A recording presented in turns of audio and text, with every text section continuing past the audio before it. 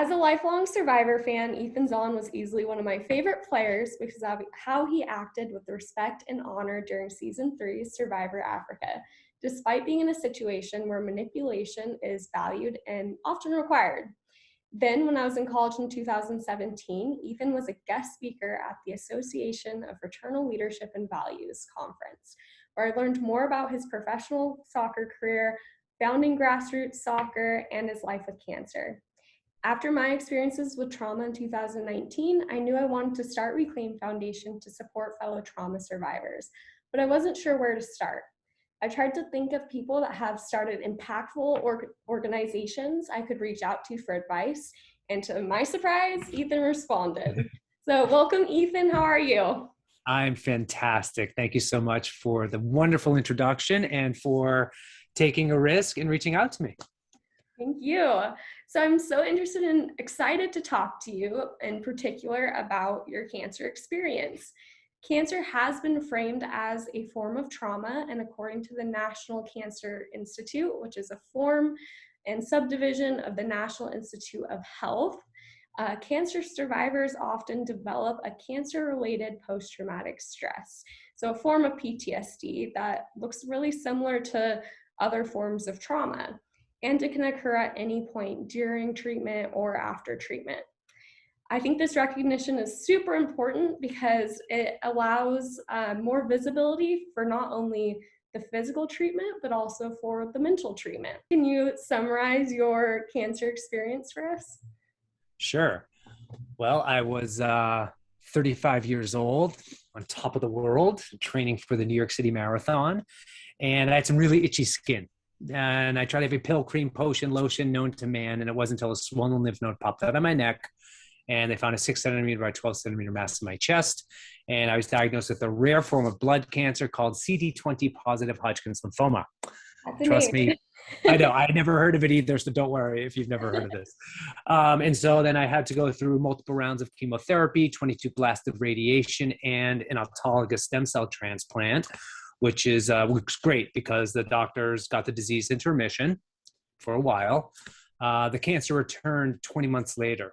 And, getting the news that the cancer returned was like deflating, exponentially more difficult than the first time around because I had the maximum dose of chemo, radiation. I was running out of options. I was scared, pissed off, frustrated, and listen, I didn't want to die, obviously. And lucky for me, there's this new smart targeted therapy that emerged on the market and was available for a select group of people in my exact situation. So I got on this new drug, got my cancer into remission, and I was able to go on to get a second stem cell transplant, this time using my brother Lee as the donor. And since that transplant in 2012, I've been cancer-free, and I'm about to hit 10 years in remission. Oh my gosh, congratulations. That's a huge milestone. So like you said, you're on top of the world. You went from being a professional soccer player to Survivor winner to now finding out that you have cancer. How did that feel? What were you thinking when you got that first diagnosis? Well, I'd first like to back up a little bit because, my connection to cancer is a long one. When I was 14 years old, cancer came into my home and took my father away from me. And so my entire life growing up, my only connection to cancer was through my father. And to me, cancer equaled death. So you can imagine when I was first diagnosed, the impact that had on me was incredibly frightening.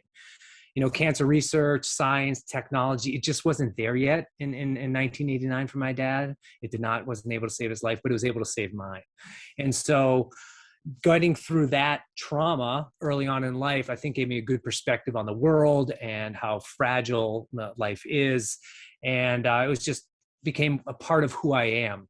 And so obviously when I was diagnosed in 2009, I was incredibly frightened, as you can imagine, but lucky for me and the people around me, and science and technology was so improved that, I had a really good chance at surviving my style of cancer. Yeah, absolutely. Was there anything in particular that kind of helped you navigate those emotions during, from diagnosis to during your treatment? Definitely. Going back to when my dad died, all I wanted to do was sit in my room, curl up into a little ball, not come out and play or talk to anyone. But it was my brothers and my mom, but my soccer team, my community around me, people part of my temple. I grew up Jewish. They are the ones that reached out and embraced me. They're the ones that reinforced my values in a time when I felt completely alone. So I brought that same like strategy of kind of community and, reaching out to others into my own battle with cancer. And so I think for me, the biggest thing that was helpful for me was the people around me. Nothing creates comfort and confidence more than knowing you're not alone when facing a life challenge. And so I truly don't think I could have gotten through cancer if it wasn't for the folks around me supporting me. Absolutely. And that's a huge part of Reclaim Foundation, is building a sense of community, being able to connect survivors and even those just impacted by it, because there's such a commonality between everyone, and you need that safe community to get through. Definitely. And you mentioned Survivor. I actually, that was my strategy on Survivor to win, if you can believe it. So, like I had every intention to going out on the show and being an evil, backstabbing, slimy little pig to get ahead in the game, right?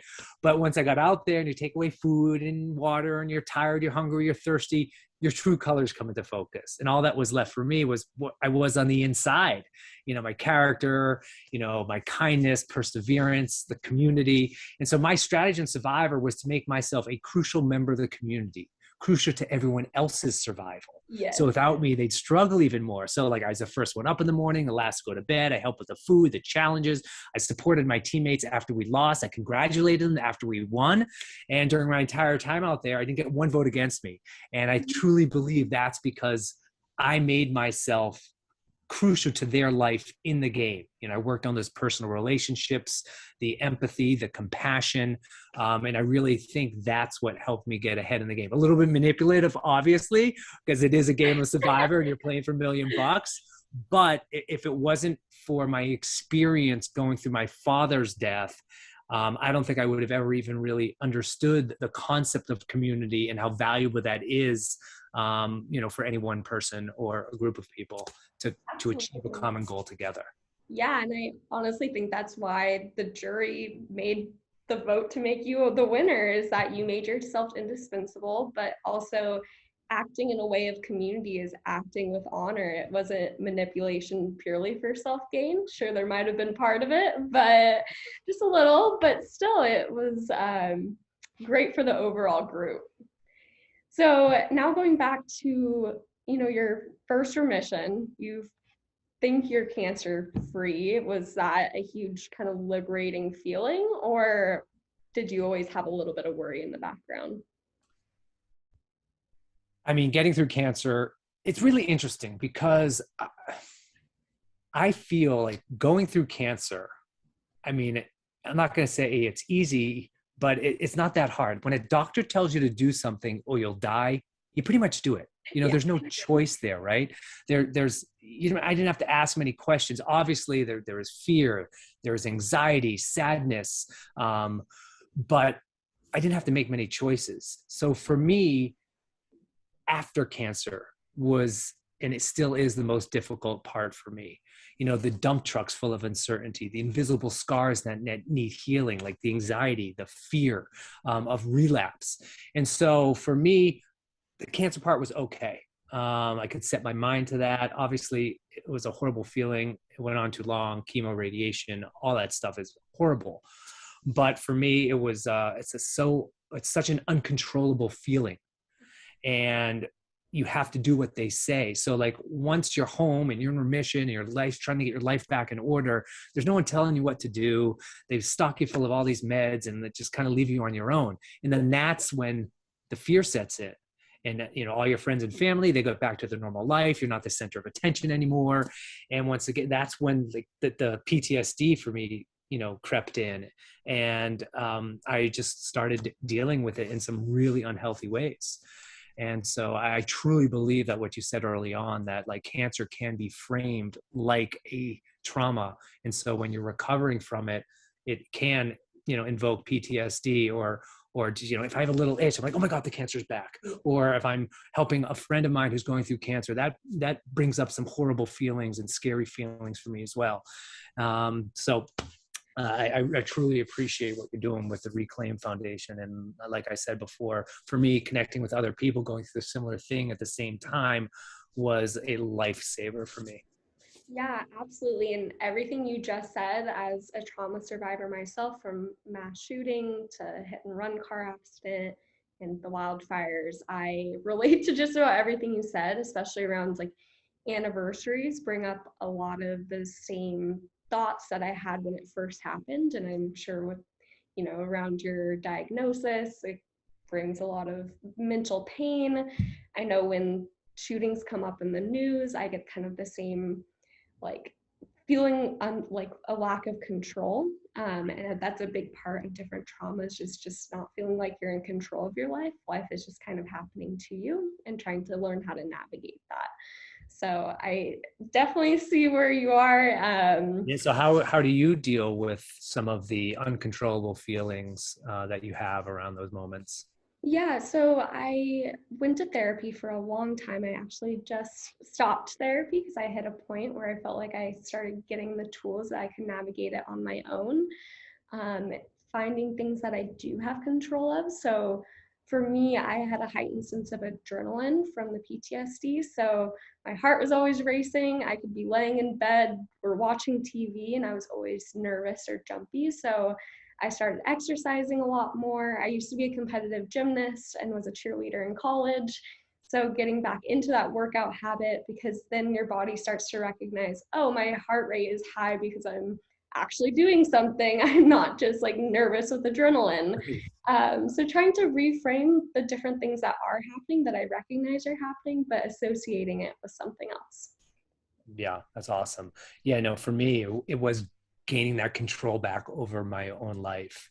And so, cancer, the game of survivor, it touches on every part of you as a human being: mental, physical, social, spiritual, environmental. I mean, financially, obviously, with cancer and all the bills that go along with it. So, like, that whole system is really uncontrollable, like we say. So for me, I really tried to hone into ways I could get control back over my own life. And for me, that was exercise, food, the people I was hanging out with. Um, those helped me gain some control, and I tapped into some alternative type stuff. I did like vision boards, I did meditation, journaling, I did like Reiki and chiropractic, all these stuffs that like helps me feel like I'm taking control of my own life. I have a purpose in my own healing, which is really part of it as well. I went to tons of therapy, other support groups, things like you're doing with the Reclaim Foundation. There's an organization called Immerman Angels where they paired me up with another cancer survivor, the same age, sex, likes, dislikes, who had the same cancer and survived. So then I could hang out and talk with them and get through those bad moments as well. Yeah, And I so, think yeah. all those things you just mentioned are different workshops Reclaim Foundation has hosted, and we're continuing to host. We've had a meditation workshop, we've had journaling, self-care. We're actually about to host a Reiki workshop tonight. So I'm glad you mentioned that, because definitely one size doesn't fit all. So it's definitely finding the things that work for you. And Yeah, my wife and I created a little strategy. So like I'm plagued with what we just defined as what if scenarios. Okay, I have what that if too. right? Like, what if the cancer comes back? What if I die? What if I lose my job? What if I don't have insurance? What if all these things, right, are going through your mind. And before I met my wife, it was even worse. I was 35 years old. I was single at the time. Like, what if I can't find a wife? What if I can't have babies? Health insurance, life insurance, job, all that stuff. So like what ended up happening, I started ruminating on these what if scenarios, and it just was causing a lot of issues in my life. So the strategy we developed is this: we took a piece of paper and we literally wrote down on this piece of paper the what if scenario. I'll play it out here. Okay, what if the cancer comes back? Write it down. I let my head go there. I really think about what happens if this cancer comes back. And then I write down what I would do if the cancer came back. I'd call my mom, I'd get chemotherapy, I'd start exercising, I'd sleep better, I'd change my diet, I'd call my friends. I had an exact list of what I would do. And so then now every time that what if scenario came into my head, I'd be like, I know exactly what I'm going to do. I already wrote it down, and I go refer to that list. And I have shoe boxes full of post-it notes and pieces of paper with these what if scenarios all over them. Some are organized, some are not. So now, like, You could walk out of the house tomorrow and get hit by a car. But if you spend every second of every day thinking about the idea that you may get hit by a car if you left the house, you're just wasting days, right? Instead, get that down on paper, write down your plan of action, put it aside, and move on. And if you need to reference that piece of paper at a later date, you can do that too. So for me, that's how I kind of got through these what if scenarios. And like when I'm telling you, I would do 5, 10, 15 of these a day. That's how bad it got for me. And it really helped me. You're just making a plan for how you want to live your life. And if you can get that out of your head and on paper and see it visually, it may help you kind of get through the anxiety and fear of these what if scenarios. I love that. I actually have never heard of that tactic, but I absolutely love it. We're going to have to incorporate that in the Reclaim Foundation resources. Maybe we'll make a worksheet for people to make their I own. have a That's worksheet. I can send awesome. it to you right now. Oh, Yeah. I would love that. Yeah. So as you kind of mentioned, life is going to happen to you no matter what you do. It's how you respond or how you move forward and keep living. We like to frame it as reclaiming your life, as we are called Reclaim Foundation. So, how have you been reclaiming your life since cancer?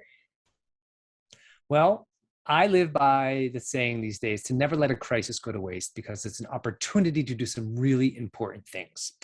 And so the best way that I reclaim my life is that I share my story.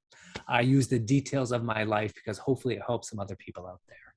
And I truly believe that, sharing our story, my cancer story, my overcoming challenges story, PTSD story, sharing that stories, it like I said, it creates comfort and confidence for maybe myself because I can realize like, okay, well, if I can use this horrible situation that's happening to me and use it to help other people, it'll make me feel better. I mean, focusing on the plight of other people literally helps you heal. It's scientifically proven.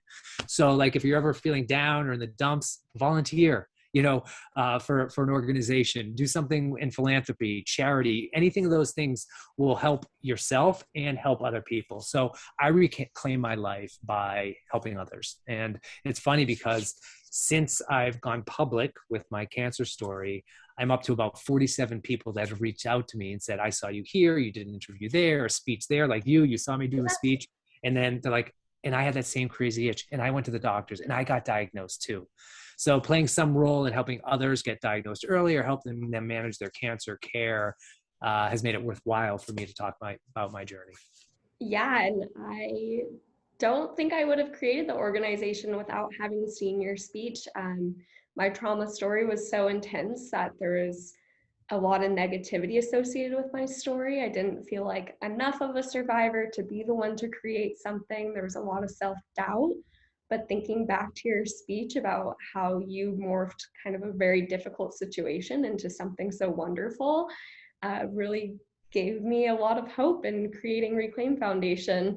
And then also looking back at, again, Survivor, your history in it. After 19 years since your first season on the beach, you returned to season 40. Right. Winners at War. What were your thoughts getting that call? Were you worried or just excited? Well, it was looming over my head for a really long time. I had gotten called in 2010 for a season called Heroes versus Villains, but I was like in the middle of a transplant, so I couldn't do it. And I literally said when I was in transplant, I was watching my friends play Survivor while I'm like dying here. And I'm like, if I get out of this transplant alive and I can get myself healthy enough mentally, physically, spiritually, I'm going to play Survivor again.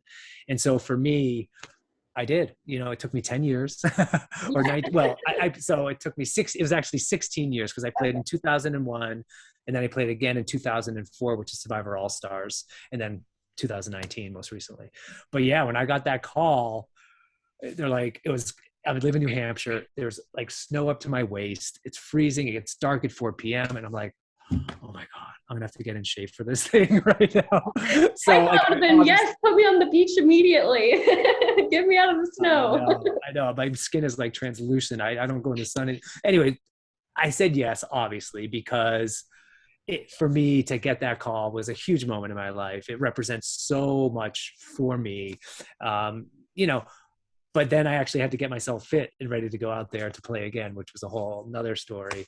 And it wasn't easy. It really wasn't easy. I had some experiences out there on Winners at War that brought me right back to a time where I hadn't felt that way. I hadn't looked that way since I was sick. So like talk about PTSD.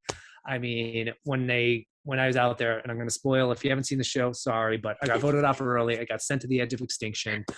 And basically it's like purgatory in the South Pacific. No food, no water, barely anything going on. You're just like stuck there in your own head. It gets dark at like 4 p.m. It gets light at 6 in the morning. So you're up all night. The days are long, the nights are longer. You're freezing, you're hungry, and you just have time to think.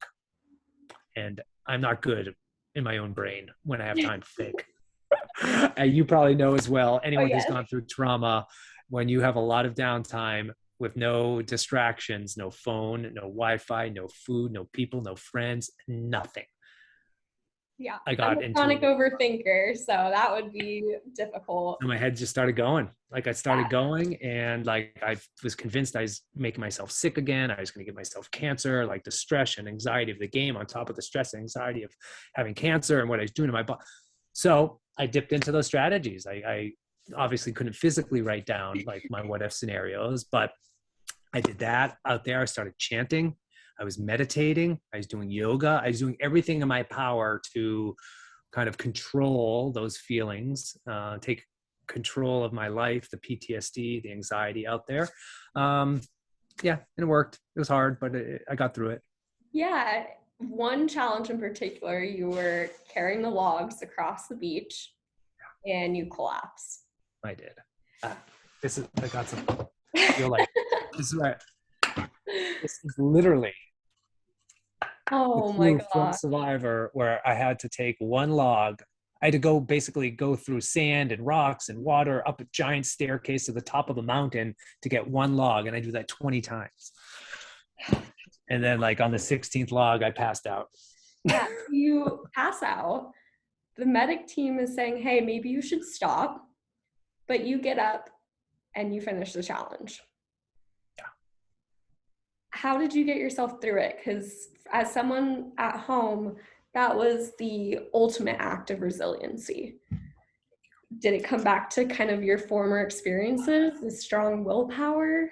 How did you do it? Well, so to give you perspective, they gave us the challenge at around, I don't know, probably 7 or 8 in the morning, and we had till sundown to finish. That's how long it's going to take us. And I just went out a little too fast. I was trying to follow these other women, and they were just crushing it, and I wasn't. So when I collapsed, what was really interesting is I definitely had thoughts of giving up. You know, I knew I wasn't going to win the challenge. And what ended up happening is the other 3 people I was competing against, and listen, we're competing for $2 million. It's high stakes, cutthroat game of Survivor. They had already finished, and they came back and they lifted me up. And these 3 women walked me to the top of the mountain. They helped me get my last log. We came down together. And so once again, I just dipped back into this kind of community type of moment where like, I'm a dude, I'm pretty stubborn. Like I could have resisted the help and say, oh, screw you, I'm going to do this myself. Like I'm a strong guy. But instead, like, you know, I looked at it differently. I was definitely vulnerable. I was open to their help. They reached out, I accepted their help, and we finished together. And that this moment of like empathy and compassion transcended the game in that one moment on Survivor. And I think it was just incredibly beautiful to happen. And if it wasn't for those women helping me, I don't think I would have been able to finish the race, finish the challenge. And it, you know, it goes back to kind of what I was saying earlier with cancer, with my dad, and with anyone who's gone through a traumatic experience. Don't be afraid to reach out and ask for help. And not only be able to ask for help, be able to receive the help too. That was, yeah, beautiful. It's that full circle of needing community, and we're all in it together, no matter how difficult the challenge. It's interesting because often often what someone who's going through a traumatic experience is feeling, someone who's gone through, you know, the fires or cancer, like everything that we're feeling, it's same as the people around you caregiving for you. But if you're not talking about it and you're not discussing it, it's just going to be this void. So nothing is more empowering than the truth. Like be open and honest with those around you, especially the people taking care of you. Let them know what you need, what you want, what you expect. Because if you eliminate these barriers, then you can only be a more pleasurable experience for everyone, and you can help each other more. Yeah, absolutely. Nothing is worse than isolation, let alone self-isolation because you think you're isolated. It's Yeah. And kind the of, physical isolation and then the mental isolation on top of each other are, debilitating. And, we've seen what happened with the physical isolation these past pandemic, these past couple of years. Couple that with the mental issues that a lot of us are facing as well. It's just a recipe for disaster. yeah, absolutely. Great. Thank you so much, Ethan. And then is there anything that you want to share about the work that you're doing and where can people find you? People can find me on the Instagram at Ethan Zohn. And yeah, I got that's a good place to see what I'm up to. Great. Thank you so much. Thank you so much. Thanks for having me.